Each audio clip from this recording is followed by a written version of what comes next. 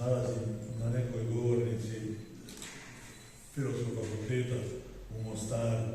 Moram reći da sam nekako vrlo teško prihvatio ovaj poziv, jer sam od ovog fakulteta doživio nešto što stvarno nisam nikad doživio u životu, a to je da je jedna od profesorica ovog fakulteta, jedna gospođa koja ima ime po izgubljenoj komediji Marina Držića, napisala cijelu disertaciju vrijeđajući mene i moju povijest i poslije naravno napravila karijeru na ovom fakultetu, pa to je za mene bilo uvijek nekako crvena krpa kad bi se sjetio ovog fakulteta. Ali kad me profesor Butić pozvao, onda sam naravno pristao i rado sam došao, ali sam morao ovu rečenicu reći prije početka, da ne bi slučajno zaboravio. Govoriti meni o Marku Maruliću danas, moram reći da je izazov zato što sam posljednjih godina sudjelovao više manje u borbama da sačuvamo dignitet tog pisca u onome što se zove kurikulum. Naime, prije jedno 5 godina, jednog jutra sam se probudio, upalio sam internet i vidio sam da su objavljeni kurikuli iz tadašnjih reformnih dokumenta koje je pokrenuo ministar Jovanović, još je izvodio gospodin Jokić. Odjednom sam shvatio da tamo nema Marka Marulića i da je Marko Marulić izbačen iz, ne kanona, nego da je izbačen uopće iz popisa pisaca gdje se, nalazi knjiga, recimo, Slavenke Drakulić, a nema Marka Marulića. Ja sam tog dana vrlo spremno, odmah isti čas, otišao na Hrvatsku radio televiziju, ušao sam dosta teško je ući tamo da vas kontroliraju, ali sam kampirao kod tadašnjeg direktora, nekoga Runjića, cijelo jutro, pa onda negdje popodne, kad se on tek pojavio, dočekao sam ga i tražio sam da se odmah u programe njihove televizije, radija i tako dalje, reagira na sramotu koja je tog dana počela. Moram reći, nakon jedno sat vremena konzultacija, ne znam s kim i ne znam s čim, ali je postignuto da je te večeri bila emisija Otvoreno, na koju je došao Jokić, uvijek sam ja onda pitao od ko ste vi gospodine i tako dalje. I stvar je stvarno završila tako da se je podigla javnost i mi smo uspjeli nakon nekog vremena vratiti Marka Marulića u taj kanon.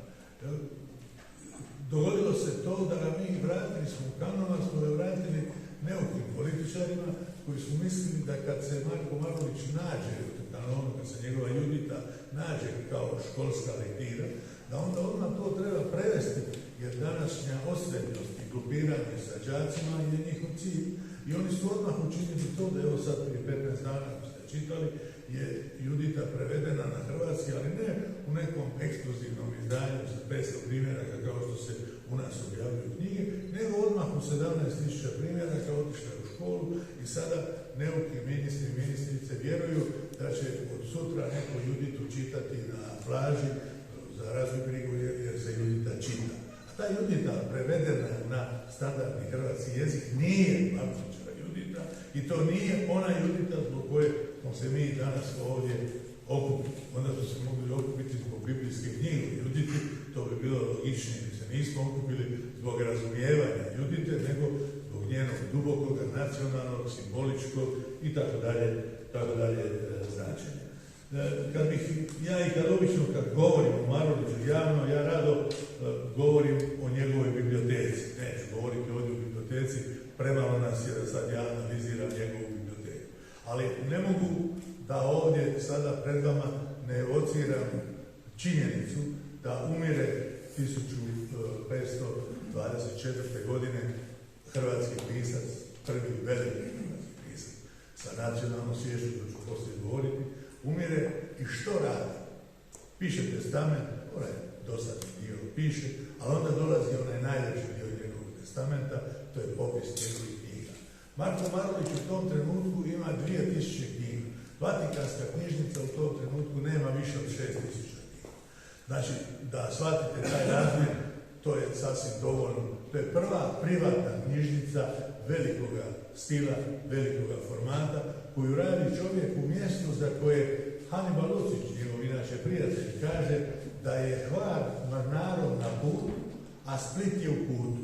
Split je mali grad sa 3000 stanovnika, bez prave infrastrukture, bez pravih institucija, a s druge strane Split je ugrožen, jer Marko Marulić, kao što znate, s prozora vidi Turke, Turci ušetaju praktički po dvorištu. Kad govorimo o toj temi koju sam htio nešto više reći, o rađanju nacionalnog osjećaja u njegovom vremenu, onda se vrlo često krene od toga da se kaže nema tada nacionalnog osjećaja, jer nacionalni osjećaj je nešto što je povezano sa tek možda drugom polovicom 18. stoljeća, sa francuskom revolucijom itd. Što je Evropljanin podrazumijevao pod naciju u državama koje su tada posebne, to je naše pitanje. Jesu li stanovnici tadašnjih država sebe shvaćali kao naciju? Kakav je bio sastav, intenzitet nacionalnog osjećanja koji ih je pokretao? Je li država imala kohezijonu moć do tog nacionalnog osjećaja? Morate znati da Marko Marulić ima podijeljen osjećaj identiteta. Kada on govori o tome da je on Venecijanac, kada on govori o patriji, on pritom misli na svoj zavičaj, patrija je njemu zavičaj, nije mu domovina, onda on misli na taj prostor Venecije koji je njemu privremen. Ono što jest njegova legitimna državotvorna ideja, jest ideja Rimsko-Njemačkog carstva, u njegovom vremenu cara Maksimilijana I, vezano sa borbama habsburškim i borbama ugarskih i Jagjelovića i tih dinastija za prevlast nad Evropom. Marko Marulić to vidi. Ko je napravio hrvatski grb? Nedavno je Stjepan Ćosić objavio knjigu cijelu o tome. Tko je nacrtao hrvatski grb koji mi danas imamo, grb koji ga zovu krivom šahovnicom, grb sa crvenim i bijelim poljima. Sam car Maksimilijan ga je nacrtao i uz njega je napisao ime Hrvatska. A što znači taj grb? Znači ante murali christianitatis. Taj grb znači, jer taj grb predstavlja tvrđavu. On je ta obrana. Maksimilijan taj grb crta negdje oko 1494. I nema ni jednog grbovnika Marulića u vremena, sad govorimo o Maruliću. Marulić je rođen 1450. a umro je 1524. Nema ni jednog grbovnika toga vremena u kojem nema grba Dalmacije. Da, ima grb Dalmacije, a to naravno nema veze sa Venecijom. I ima grb Hrvatske. Grb Hrvatske koja se može nazivati Kroacija, Krobacija ili kako li se već zove, koja predstavlja viši legitimitet, što Marko Marulić kao prevoditelj povijesti Hrvatske vrlo dobro zna, viši legitimitet toga naroda. Nije Marko Marulić ne znao gdje je živio, pa ne bi znao recimo reći da je on Juditu napisao jazik dalmatinski, jazik slovinski ili kako. Znao je on to, ali on to nije rekao zato što je on imao i drugi državni i nacionalni identitet. To je nešto što je vrlo slično Dante.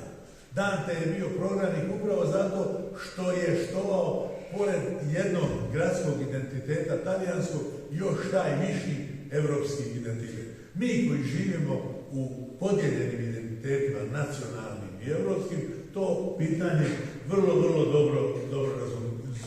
Znači, ovo se pitanje Marulića kad kaže u jazik hrvatski, što mi slavimo. Jer da nije Marulić to rekao u Juditi 1521. godine, ne bi Ivan Kukuljević Cinski njega 1869. nazvao ocem hrvatske književnosti.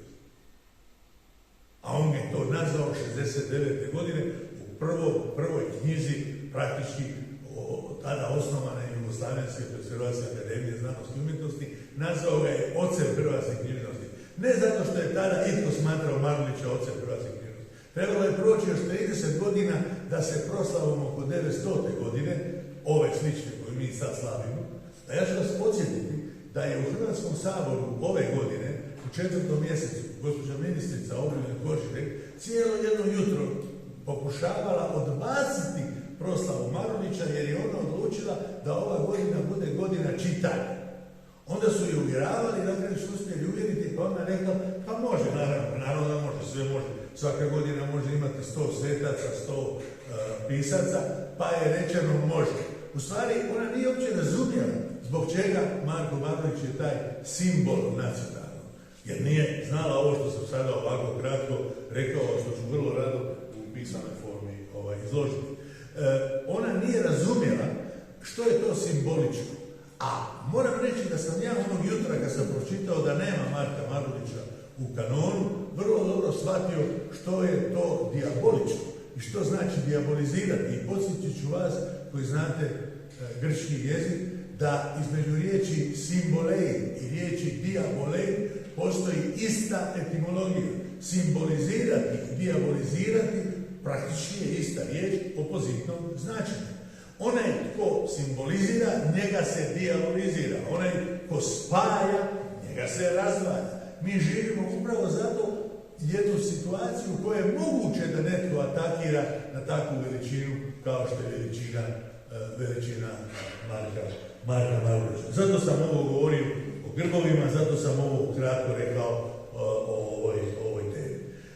Što se tiče knjige, moram i to reći, mi slavimo civilizaciju knjige vezano sa Markom Marulićem. Zato jer je Judita neka prva umjetnička, recimo, tiskana hrvatska knjiga. Mi moramo znati, a prije 2 godine se je slavila i obljetnica Jeronimova, da ima velika promjena koja je nastupila i zato je Marko Marulić mogao imati nešto što se zove knjiga, premda su mnoge njegove knjige bile netiskane, bile su pisane rukom, dolazi do velike promjene u srednjem vijeku uopće o ideji knjige. Mi često imamo ideju da je Marko Marulić, recimo isto kao i Sveti Jeronim, imao kodekse pa su oni nešto listali. Sveti Jeronim nije imao nikakav kodeks, on uopće nije znao što je stranica. Pojam stranice u njegovo vrijeme nije postojao, kao što ni danas u naše vrijeme kompjutorsko pojam stranice više ne postoji. Sveti Jeronim je imao zadatak da njegova ekipa koja je s njim radila pobije jednog krdo ovaca svaki mjesec, jer ako nisu pobili krdo ovaca svaki mjesec nisu mogli imati pergamene na kojima će pisati. Ali pergamene na kojima su pisali su se spremali kao da su bale pamuka. Knjigu nositi u ono vrijeme nije bilo moguće. Taj svitak koji se poslije pojavljuje, to je nešto što je tek početak neke knjige koju mogu staviti ovdje pod rad. Kodeks koji se pojavljuje tek negdje do 7. stoljeća, to vi znate, isto kao i ja, tada nastaje uopće ideja stranice i Marko Marulić kada radi svoje knjige je prvi možda hrvatski pisac koji istinski vidi svoju stranicu. I potom je ta civilizacija knjige koja je s njime povezana. Ta činjenica da se za njega može utvrditi koje je knjige čitao. To je prvi hrvatski pisac koji možemo lektiru izračunati. Što možemo svaku njegovu rečenicu naći u jednoj od onih 200 knjiga koje je posjedovao. A to posjedovanje knjige, ta privatna posjedovnost knjige je nešto što ovog čovjeka potpuno razlikuje od svoga okoliša. Prije svega ga razlikuje od dubrovačkog okoliša. Jer tamo civilizacija knjige je tek u ovoj prve hrvatske knjige koje će Dubrovčani tiskati, pojavit će se tek recimo Dimitrovićeva 48. godine. Znači 48. godine, a ovdje imamo 21. godine već pojavu knjige koja je napisana na hrvatskom jeziku, koja je umjetničko djelo i koja je nastala 20 godina prije toga. Znači već 1500. godine kada mnoge velike europske nacije takav pojam uopće nema. Dakle, to je jedna stvar. Druga stvar, htio sam nešto reći također kratko o paradoksu hrvatske renesanse. Naime, u renesansi mi imamo fragmentirane hrvatske regije koje ujedinjuje prije svega kultura različitosti. I naš zadatak jest da tu kulturu različitosti pokušamo shvatiti kao jedinstvo. Kulturu tadašnje Hrvatske ne stvara ideologija mača, nego ideologija pera. Ta ideologija je naprosto dijaloška. I Marko Marulić u tome participira. Ta, dakle, više regionalnost, tako da kažem. U renesansi Hrvati su stjecali prvi put osnovni paradoks svoje povijesti, u njemu smo danas, a taj je da dok jedan pol ovih duhovnih napora teži fizičkom ujedinjavanju, dokle drugi pol duhovnu Hrvatsku misli kao sustav različitosti. Pa imamo to dvojstvo koje se razvija. Da je Hrvatske zemlje u 16. stoljeću netko silom oružja i uspio ujediniti, a nije.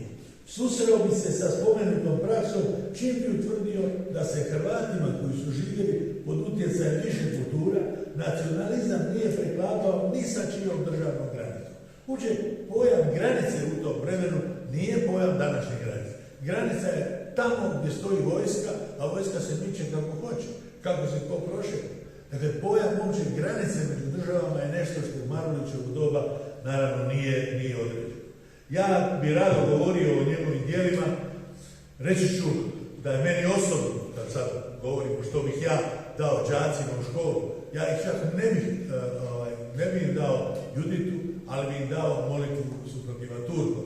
I učinio bih da se to djelo čita sa najvećim razumijevanjem, da se tumači sa najvećim znanjem, da se onaj latinski apokrif, početci stiha ću sada pročitati za one koji ne znaju, to je solus deus potes nos liberare der tribulatione inimicorum dogorum sua potentia infinita. Dakle, postaviti taj sustav slova na početak svakoga stiha, nešto je što mislim da bi naše đake danas moglo više zainteresirati. Taj negdje uzaludni, pesimistični to koji odjekuje ovdje, meni je osobno najdraži dio Judite, kad bi ja interpretirao, bio onaj dio kada Judita završi, kada Judita počini svoj čin i kada narod, to nema naravno u izvorniku, narod počinje plakati, narod izvodi jednu neniju tuge, što ćemo sad bez Judite? To je nešto što obilježava i hrvatsku nacionalnu svijest i danas, dok mi ovdje živimo i vjerojatno će biti uvijek tako. Mi ćemo morati, dakle, kažem, Marulića našim mladima, a dopustite da i to kažem, prezentirati na jedan način koji će biti njima primjeren. Ja ću vam pokazati, recimo, pazite, Marko Marulić se Jeronimom bavio cijeli život. Napisao mu jednu od najljepših naših biografija. Napisao je jednu od studija koja dokazuje njegovo slavensko hrvatsko porijeklo. Ali evo, pogledajte kako zvuči jedan stihovani mali fragment o Jeronimu i Lavu. To je iz pjesme Hvale svetoga Jeronima. Slušajte kako zvuči taj Marulić kojeg oni ljudi se usuđuju lingvisti čak uopće prevoditi na suvremeni hrvatski. Slušajte te stihove.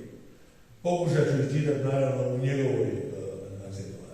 Od luga dojde Lav, u Mostir ulize, hram biše i nezdrav, li svak se razbiže.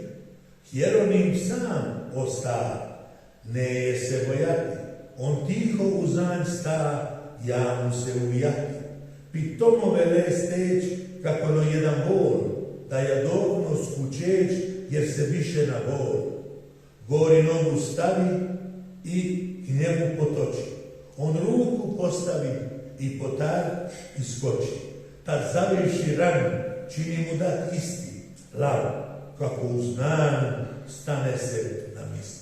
Pazite kako zvuče ovi stihovi. Upravo tako da ih mladi ljudi mogu razumjeti. Ima kod Marka Marulića i pornografskih stihova, kojeg ne možete dati djeci u školske udžbenike, ali možda bi ih trebalo dati odraslima, da čuju kako taj bogonavodno, bogobojazni pjesnik piše. Pogledajte ovaj mali fragment o prijavu, koji je nađen u glazbu.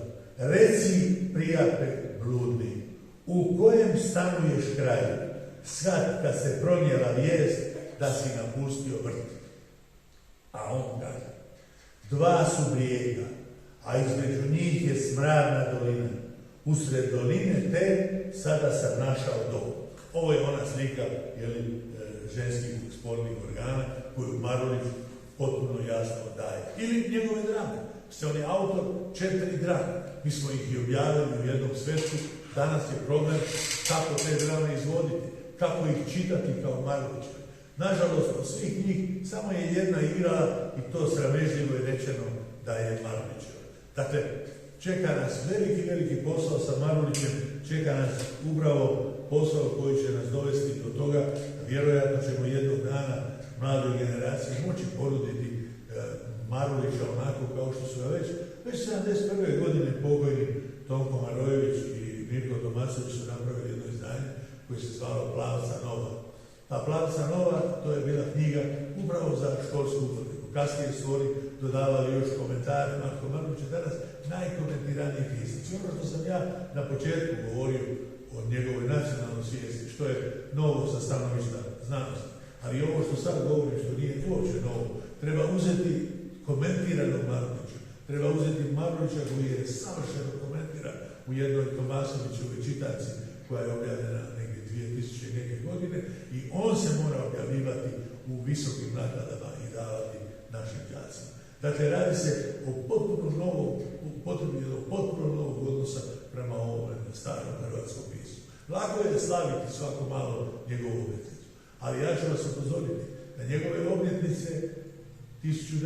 godine, zatim njegova obljetnica 1950. godine, samo 5 godina nakon završetka Drugog svjetskog rata, bile su vrlo dolične. Obljetnica 2000. ništa. Mi smo imali jedan onaj spomenik koji je gospodin Sanader insistirao da se postavi tamo gdje se u Zagrebu postavio, gdje Marko Marulić sliči na nekoga tipa koji svira gusle, a gusle su neki pršut i štadar, tamo je to u ruci. To je najveći spomenik koji se nalazi Maruliću u Zagrebu. Što se tiče spomenika Marulića u Splitu, naravno, taj spomenik je odličan, kada ne bismo znali da je to autobiografski spomenik Ivana Meštrovića i da je to u stvari lik Ivana Meštrovića, premda ima i koji kaže da to nije lik Ivana Meštrovića, nego jednog od direktnih potomaka Marka Marulića. Treba reći da je biografija Marka Marulića nešto što sigurno neće nikoga danas fascinirati. To je čovjek koji nije odlazio k svijetu, nego je svijet dolazio k njemu. To je nešto što možda suvremena Hrvatska bi trebala shvatiti kao lekciju. Marko Marulić je svjetski pisac po brojnim prijevodima svojih proznih djela. Je prije svega svjetski pisac kao prozni pisac. Ali je činjenica da je on u tom trenutku bio najprevođeniji hrvatski pisac možda svih vremena, pokazuje kako za pravi književni uspjeh i nije potrebno hrliti izdavačima, hrliti svijetu, nego će taj svijet doći nam. Kasnije, u 18. stoljeću, kad je jedan talijanski pisac, tražitelj senzacija, došao u Split i kad je opisao jedan događaj u kojem je čuo da se dogodio nekom renesansnom piscu, bila je to jedina priča iz Marulićevog života koja je imala neku, ajde recimo, zanimljivost. To je onaj prizor, a ima u muzeju u Splitu, sačuvana je ta koloturna, kada Marko Marulić i njegov prijatelj Mine Paparić odlaze istoj ljubavnici, svako večer, drugo večer jedan, a drugo večer drugi.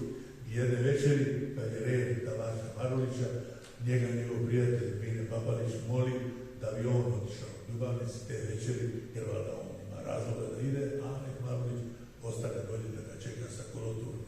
I Marko Marulić to tako napravi, a te večeri braća od te djevojke nađe ljubavnika, ubiju ga i stave ga u vreću koju su se oni spuštali sa koloturom. Marko Marulić otvori tu vreću i ugleda glavu svoga prijatelja.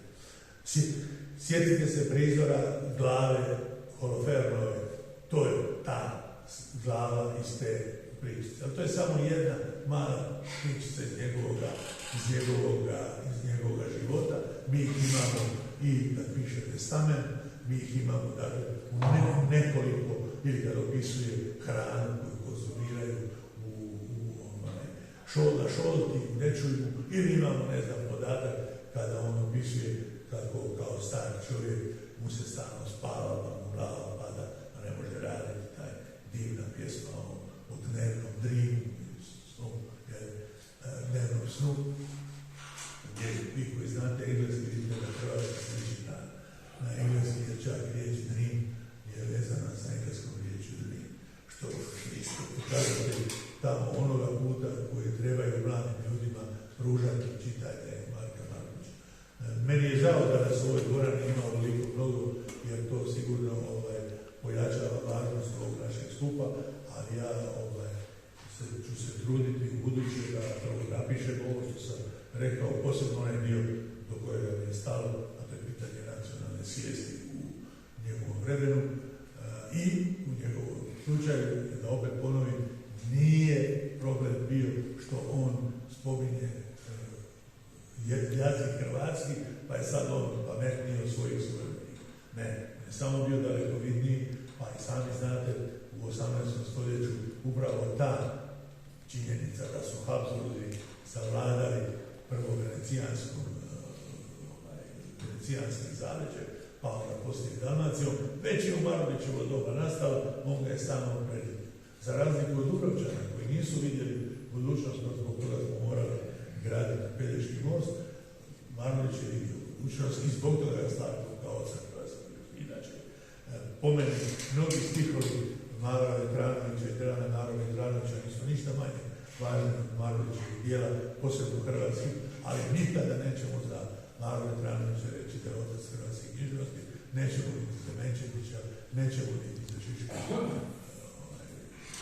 i Đoru Držića Šiška Menčetića, ali ćemo za Marka Marulića to reći upravo zbog ove plenarne hrvatske vizije, koju mislim da oni koji bi se o tome trebali brinuti vrlo slabo vide i ne razumiju, a na nama je da im pomognemo da vide i da se više nikad ne dogodi ono da ja moram ići kampirati kod direktora televizije cijeli dan, da tom čovjeku kažemo da bi trebalo alarmirati javnost. Da. Zanimljivo je da je to počelo u vrijeme kad je počela cijela jedna rekonkvista oko nacionalnih sadržaja, kad je počelo umanjivanje nacionalnih sadržaja, rasformiranje odbora za jezik i tako dalje, što mi se čini da je vrlo čudno i naravno nije slučajno da se tada datiralo upravo na Marka Marulića. Evo, ja ću se ovdje zaustaviti, ne znam, nisam bio predug, ali hvala.